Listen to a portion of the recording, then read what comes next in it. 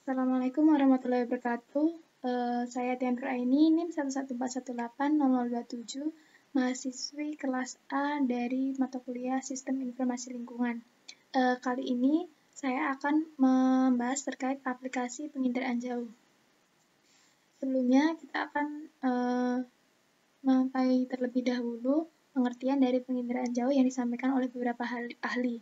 Di sini saya mengambil pengertian dari Lillison dan Kiefer tahun 1979, di mana mereka mengatakan bahwa penginderaan jauh berasal dari kata remote sensing, yang berarti suatu ilmu dan seni untuk memperoleh data dan informasi dari suatu objek di permukaan bumi, dengan menggunakan alat yang tidak berhubungan langsung dengan objek yang dikajinya. Kemudian Lundgren mengartikan penginderaan jauh sebagai teknik yang dikembangkan untuk perolehan dan analisis informasi tentang bumi. Informasi tersebut khusus berbentuk radiasi elektromagnetik yang dipantulkan atau dipancarkan dari permukaan bumi. Nah, seiring berkembangnya waktu, penginderaan jauh memiliki peranan yang sangat penting bagi kehidupan manusia. Sebagai salah satu contoh, melalui satelit di Indonesia, aplikasinya merambah berbagai bidang penting yang dibutuhkan manusia.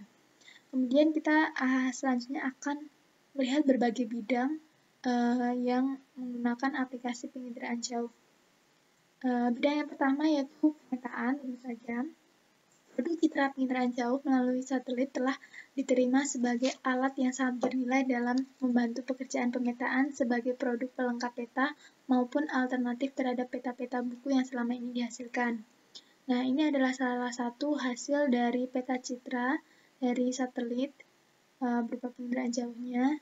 Nah, dari peta satelit yang didapat ini itu dapat diolah hingga menghasilkan peta 2 dimensi pada sebuah kertas yang selama ini kita tahu, peta yang ada di kertas. Kemudian yang kedua itu bidang geologi, yaitu di mana dari citra asli satelit dan citra hasil digital dapat dikumpulkan informasi geologi seperti jenis patahan, jenis rekahan, jenis lipatan, dan pola litologi yang kemudian dapat dibuat berbagai skenario gejala tektonik, sejarah geologi maupun pola geologi struktur di suatu daerah. Program yang digunakan yaitu pencitraan radar dari satelit program SIR atau Shuttle Imaging Radar. Nah, ini adalah contoh dari foto satelit yang diambil di daerah Palu, di mana foto satelit ini untuk melihat patahan yang ada di daerah Palu sebelum dan sesudah tragedi likuifaksi. Nah, ini bisa terlihat ini yang ada titik-titik kuningnya ini adalah patahan yang terjadi. Ini keadaan sebelum terjadi tragedi likuifaksi dan ini setelah terjadi bencana tersebut. Yang selanjutnya itu pada bidang studi wilayah perkotaan. Satelit penginderaan jauh jenis Landsat, SPOT, ERS-1, JERS-1, IRS-1, GMS, NOAA, dan lain-lain memantau kota-kota di Indonesia. Satelit mengirim informasi mutakhir kepada ahli-ahli perencanaan kota untuk mengetahui seberapa jauh pembangunan kota telah berlangsung dan apakah pertumbuhan sesuai dengan yang direncanakan. Nah, ini adalah hasil citra satelit yang memantau salah satu kota. Ini bisa terlihat pembangunannya sehingga bisa menjadi kajian untuk studi wilayah perkotaan. Bidang yang keempat yaitu kehutanan, di mana sejak tahun 1989 kegiatan internasional memantau hutan wilayah Asia Tenggara, khususnya wilayah Indonesia dengan teknologi satelit yang telah dilakukan. Nah, satelit NOAA AVHRR, National Oceanic and Atmospheric Administration Advanced Very High Resolution Radiometer milik Amerika Serikat mampu menyediakan citra satelit wilayah Indonesia setiap hari. Nah, jadi satelit tersebut itu dapat membedakan daerah hutan dan juga bukan yang mana daerah yang bukan hutan. Nah, ini adalah hasil dari citra satelit yang menunjukkan hutan di Indonesia yang gundul akibat aktivitas penambangan. Kemudian pada bidang yang kelima itu irigasi dan pertanian. Interpretasi citra data satelit dapat digunakan dalam berbagai cara untuk membantu dalam pemantauan kualitas jumlah sumber daya ini. Citra Landsat MSS digunakan untuk menentukan tingkat penurunan air dan tingkat sedimentasi wilayah.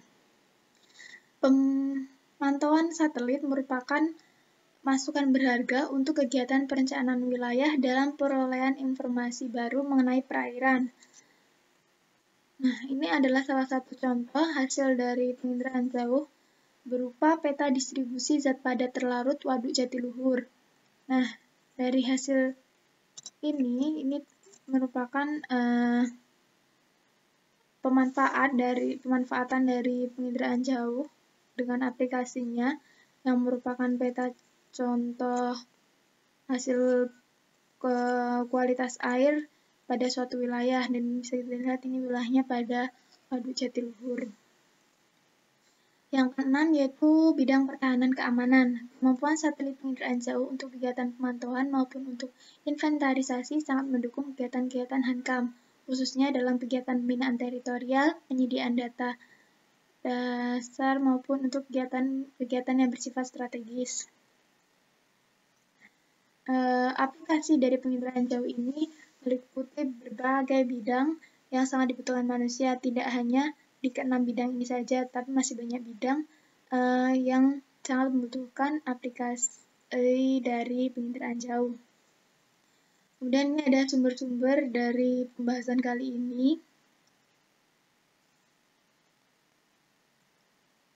Kemudian di sini ada daftar gambar yang kita tampilkan hari ini. Ya, demikian penjelasan dari saya. Mohon maaf apabila terdapat kesalahan. Terima kasih atas waktunya. Sekian dari saya. Wassalamualaikum warahmatullahi wabarakatuh.